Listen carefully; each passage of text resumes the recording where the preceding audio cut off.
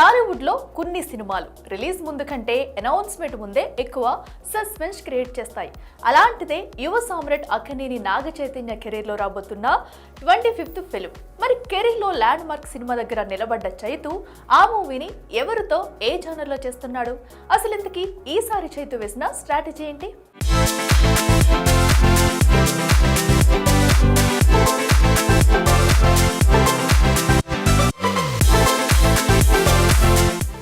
లో హడావిడి హీరోలు చాలా మంది ఉన్నారు, కానీ సైలెంట్ గా స్ట్రాంగ్ మూవ్స్ వేసే హీరోలు చాలా రేర్.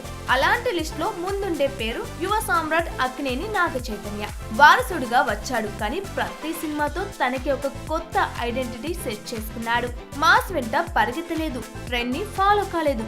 తనకు నచ్చిన స్టోరీ, తనకు సూట్ అయ్యే ఎమోషన్, అదే చైతు స్టైల్. ఇప్పుడు 24వ సినిమాగా వృషకర్మ లాస్ట్ స్టేజ్ లో ఉంది.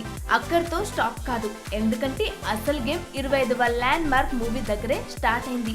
మరి ఎవరితో చేస్తారు? స్టోరీ ఎలా ఉండబోతుంది? జానర్ ఏమై ఉంటుంది? అక్కినేని ఫ్యాన్స్ ఆన్సర్ కోసం ఈగర్ గా వెయిట్ చేసిన క్వశ్చన్. చాలా రోజులుగా శివ నిర్మాణ పేరు వినిపించింది, కానీ ఇరుముడి అంటూ రవితేజతో సినిమా మొదలెట్టేశాడు. సో అందుకే చైతు మూవీ లేట్ అయ్యే ఛాన్సెస్ ఎక్కువ.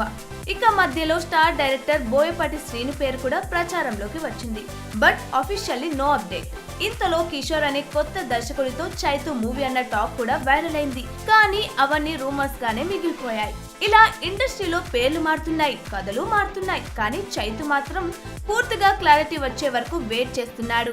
కానీ ఇప్పుడు స్లోగా కానీ స్ట్రాంగ్ గా కానీ వినిపిస్తున్న నేమ్ బెదుర్ లంక 2012 ఫేమ్ క్లాక్స్. ఓ స్ట్రాంగ్ లవ్ స్టోరీని వినిపించగానే చైతుకు ఫుల్ గా కనెక్ట్ అయిందట. అందుకే ఈ ప్రాజెక్ట్ కి ఇప్పుడు గ్రీన్ సిగ్నల్ వచ్చిందనే టాక్. ఇక ఈ సినిమాను బన్నీ వాసు నిర్మించనున్నారని ఫిలిం సర్కిల్స్ లో వినిపిస్తున్న మాట. ఏదేమైనా ల్యాండ్ మార్క్ సినిమా అంటే ఎక్స్పెరిమెంట్ కాదు, ఇంపాక్ట్ కావాలి. అందుకే తనకు బెస్ట్ గా వర్కౌట్ అయ్యే లవ్ ప్లస్ ఎమోషన్ జానర్ లోనే ఈసారి కూడా strong step వేయబోతున్నాడట Chaitu.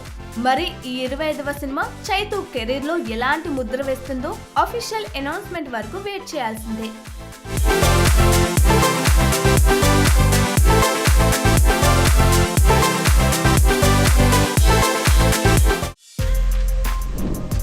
For more videos like this, subscribe Big TV channel.